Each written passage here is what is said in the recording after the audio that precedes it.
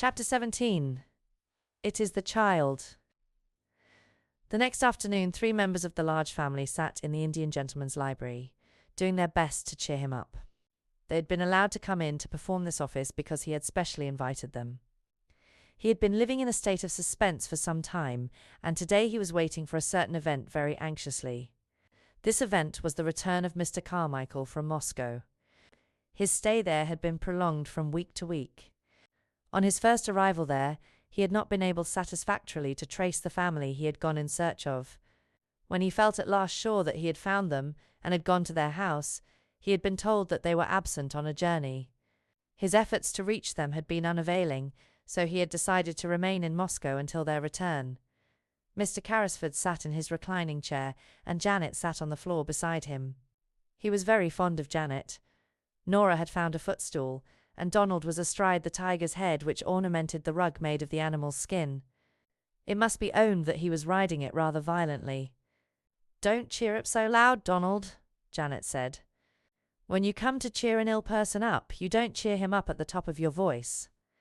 "Perhaps cheering up is too loud, Mr. Carrisford," turning to the Indian gentleman. But he only patted her shoulder. "No, it isn't," he answered, "and it keeps me from thinking too much." "I'm going to be quiet," Donald shouted. "We'll all be, as quiet as mice." "Mice don't make a noise like that," said Janet.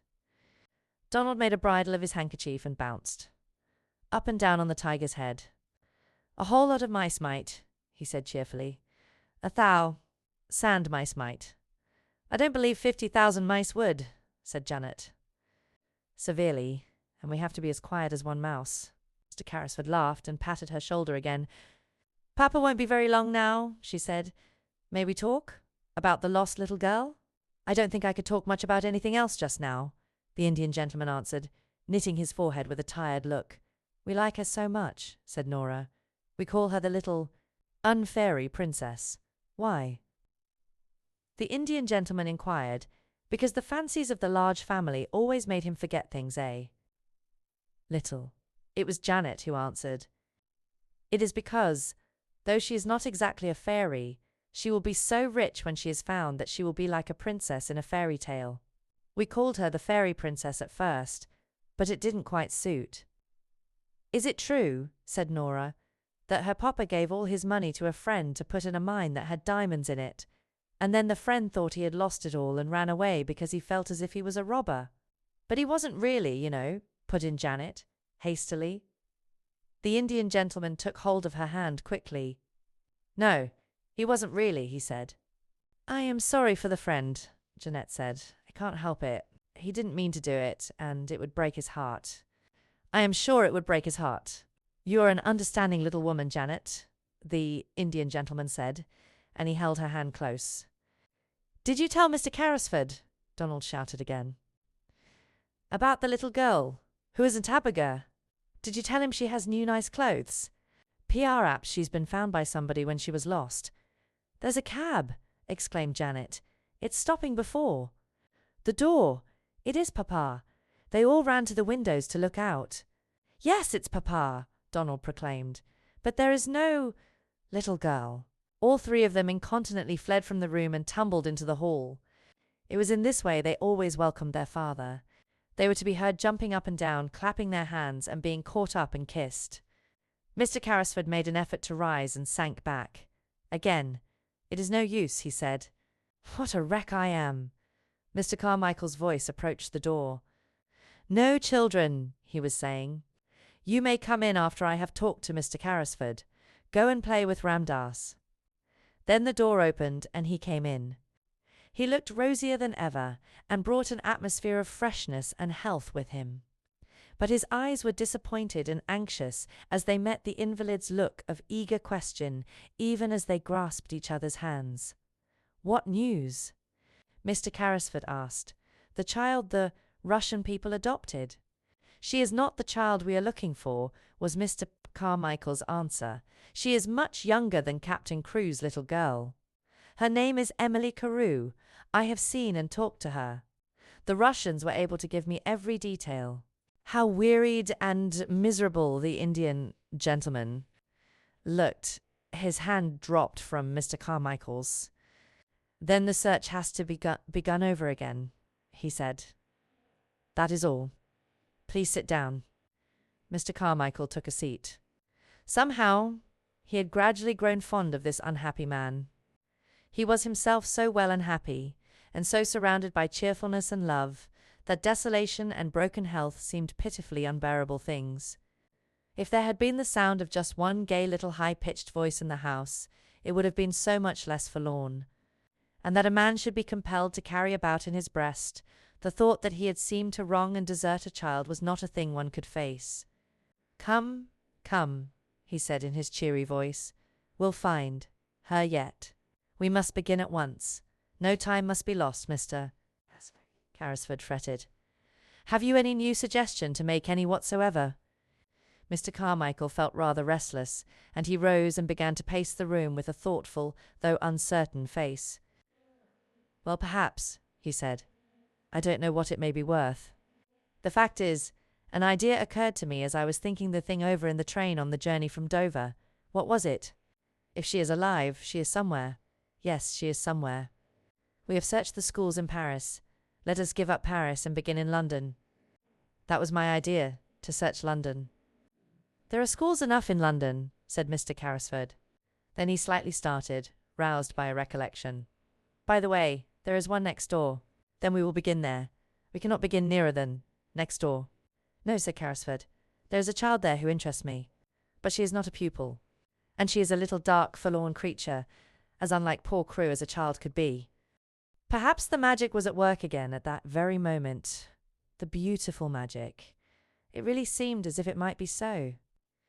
What was it that brought Ram Dass into the room, even as his master spoke, alarming respectfully, but with a scarcely concealed touch of excitement in his dark, flashing eyes? Sahib, he said, the child herself has come, the child the Sahib felt pity for. She brings back the monkey who had again run away to her attic under the roof. I have asked that she remain. It was my thought that it would please the Sahib to see and speak with her. Who is she? Inquired Mr. Carmichael. God knows, Mr. Carrisford answered. She is the child I spoke of, a little drudge at the school. He waved his hand to Ram Dass and addressed him. Yes, I should like to see her. Go and bring her in. Then he turned to Mr. Carmichael. While you have been away, he explained, I have been desperate. The days were so dark and long. Ram Dass told me of this child's miseries, and together we invented a romantic plan to help her. I suppose it was a childish thing to do, but it gave me something to plan and think of. Without the help of an agile, soft-footed Oriental like Ram Dass, however, it could not have been done. Then Sarah came into the room. She carried the monkey in her arms, and he evidently did not intend to part from her, if it could be helped.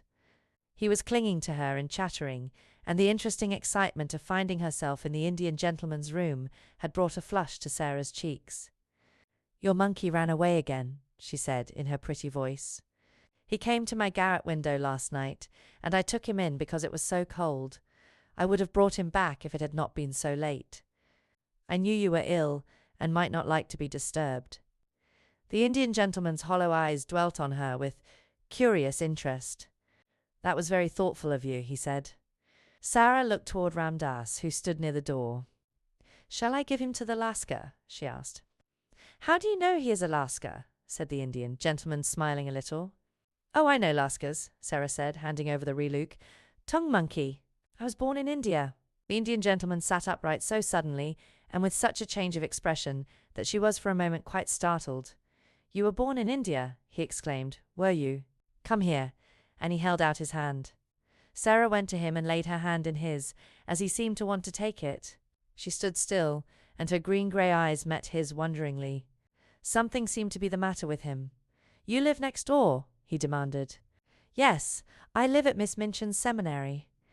But you are not one of her pupils. A strange little smile hovered about Sarah's mouth. She hesitated a moment. I don't think I know exactly what I am, she replied. Why not? At first I was a pupil and a parlour boarder, but now you were a pupil. What are you now? The queer little sad smile was on Sarah's lips again. I sleep in the attic next to the scullery maid, she said. I run errands for the cook. I do anything she tells me. And I teach the little ones their lessons. Question her, Carmichael, said Mr. Carrisford, sinking back as if he had lost his strength. Question her. I cannot. The big, kind father of the large family knew how to question little girls. Sarah realized how much practice he had had when he spoke to her in his nice, encouraging voice.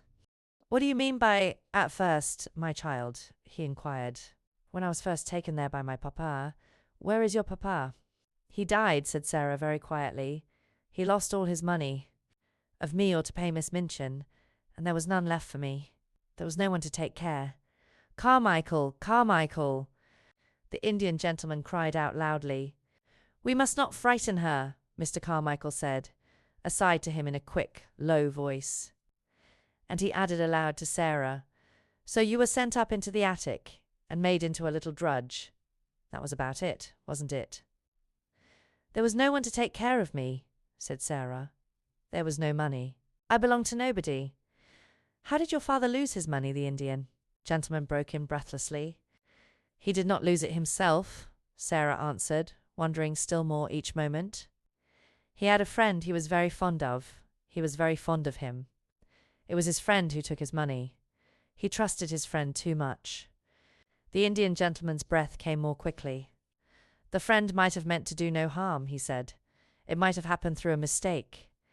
Sarah did not know how unrelenting her quiet young voice sounded as she answered. If she had known, she would surely have tried to soften it for the Indian gentleman's sake. The suffering was just as bad for my papa, she said. It killed him.